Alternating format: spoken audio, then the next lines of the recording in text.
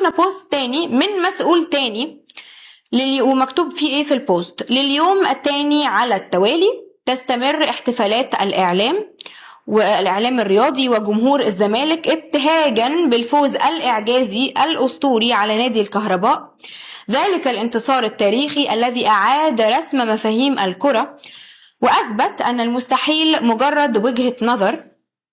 ونظرا لضخامة الحدث وبعد رصد تحركات مريبة ومحاولات يائسة للتقليل من عظمة الإنجاز، هناك إجراءات صارمة ومشددة لمنع سرقة فرحة الكابتن طارق السيد. الفرحة في العشة، الإنجاز في أمان، والتاريخ يكتب.